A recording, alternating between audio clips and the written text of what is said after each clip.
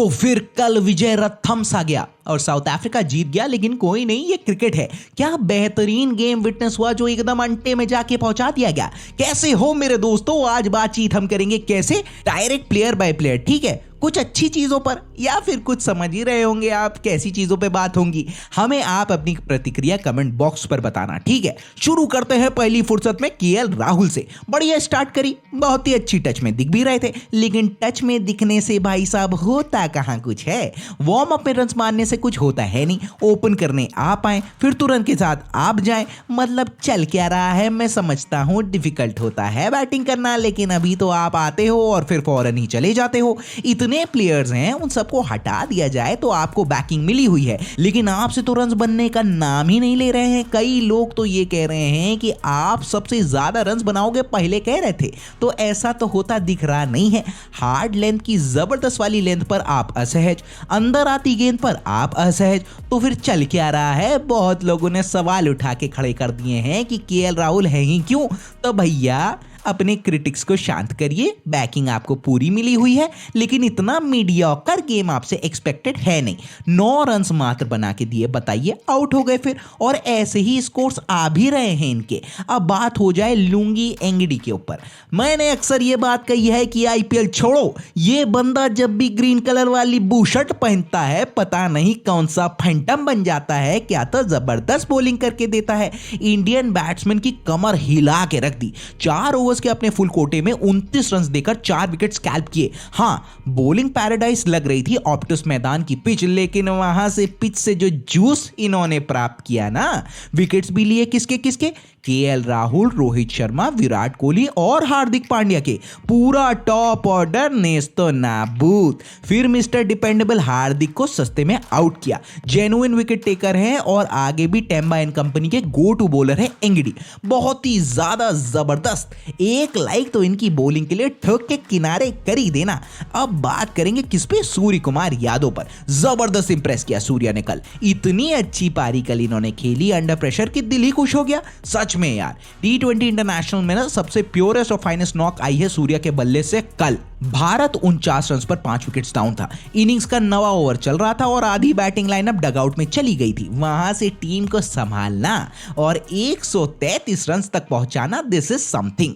India की crisis situation लग गई थी। वहां से सूर्या ने कल तो जो बैटिंग करी, वहां तो up above the sky so high. सबसे अच्छी बात, ये अपना गेम नहीं भूलते हैं। इतने डिफिकल्ट टाइम में भी 68 रन की शानदार पारी खेली सूर्या ने। महज 40 बॉल्स पर, जहां पर सूर्या ने 6 चौके और 3 छक्के मारे और स्कोरिंग करी कैसे, 170 के स्ट्राइक रेट से। Proudly saying he is the x factor player for team India. और कोई नहीं, अभी तो एक ही मैच है, अभी बहुत सा मामला लोड होना बाकी है मेरे दोस्तों। अब साझा बात होगी किस पे, एडन मार्क्रम और डेविड मिलर पे। अगर तो इन दोनों को कमतर आंख के कोई चल रहा है ना, तो भैया निपटा देंगे दोनों अकेले के साथ ही। मार्क्रम वैसे तो ट्रेडिशनली ओपनिंग बैट्समैन थे, लेकिन इन्होंने खेल खेल कर अपने आप को सीमेंट किया है नंबर 4 पर।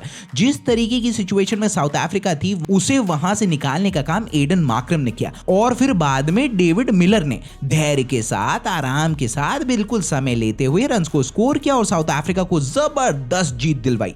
मार्क्रम और मिलर ने दोनों ने ही वेट किया, समय बिताया क्रीज पर, क्योंकि नए बैट्समैन के लिए आसान नहीं थी ऑप्टिस की पिच। मार्क्रम वेट कर रहे थे कि जब अश्विन को अटैक पर रोहित शर्मा लेकर आए और वो अपना काउंटर अटैक लॉन्च करे, तो इसे कहते हैं पिक एंड चूज करना। और कैसे आता है ये, समय और सिर्फ समय के साथ। डेविड मिलर ने रही सही कसर पूरी ही कर दी जब उन्होंने back to back aggressive strokes खेलकर अपनी टीम की जीत सुनिश्चित करी। पहले 10 ओवर्स में दोनों बैटिंग करने आए थे तो स्थिति बहुत ही गंभीर थी। इधर से उधर मैटर हो सकता था और इंडियन बॉलर्स चढ़ के बॉलिंग करा रहे थे। फिर होता क्या है, ड्रिंक्स ब्रेक होता है। फिर पता नहीं कौन सी एनर्जी ड्रिंक या फिर शक्ति का संचार कर लिया गया था कि उसके बाद से रन्स वाली जो इमारत होती है ना, वो चढ़ती ही रहती है, चढ़ती ही चली जाती है। आपने अगर गौर किया होगा तो फिर 10 ओवर से 15 ओवर्स के बीच में टोटल 5 ओवर्स में 55 रन स्कोर हुए, जिसमें ये runs major to major boundaries में डील किए जा रहे थे। 4 चौके और 2 गगनचुंबी छक्के। ये जो फेज था ना वो मैच का डिफाइनिंग मोमेंट था जिसे सेट किया एडन मार्क्रम और डेविड मिलर ने। मिलर ऑल्दो शुरुआत में शॉर्ट लेंथ की बॉल पर अनकंफर्टेबल हो रहे थे, लेकिन बाद में उन्होंने पिक कर लिया था और खत्म किनारे सब कुछ कर ही दिया था। अब चला जाए किस पर? अभी 2 के ऊपर बात करी तो अब आओ 3 के ऊपर बात कर लेते हैं। वो कौन? भुवनेश्वर कुमार, अर्शदीप सिंह और मोहम्मद शमी। क्या ही डिस्प्ले था यार फास्ट बॉलिंग का कल। याद रखना फास्ट बॉलिंग का, क्योंकि स्पिन बॉलिंग की तो परखच्चे टाइट कर दिए गए थे। जो शुरुआत में प्रेशर माउंट हुआ अर्शदीप सिंह ने किया, और क्या तो हरकत वाली कर रही थी इनकी बॉल, मजा ही आ गया देखने में। इतना मूवमेंट की बॉल चौथे स्टंप्स पर डालो तब भी आके बॉल स्टंप्स के बाहर से निकल के जा रही थी, और दिखा दिया कल अर्शदीप ने कि बहुत ही लंबी रेस में कामयाबी के शिखर को अर्शदीप छू लेंगे। भुवी एज यूजुअल जो बेहतरीन काम पावर प्लेज में करते हैं वो उन्होंने किया, और बेहतरीन इकोनॉमिकल बॉलिंग करी। टीम इंडिया को स्टार्ट भी बहुत बढ़िया थी। और बॉस मोहम्मद शमी ऐसा तो लग रहा है एकदम फ्रेश पेयर ऑफ लेग्स है भैया के पास। इतना अच्छा अपराइट सीम डिलीवर होके दे रहा था इनका कि जिसकी कोई हद ही नहीं।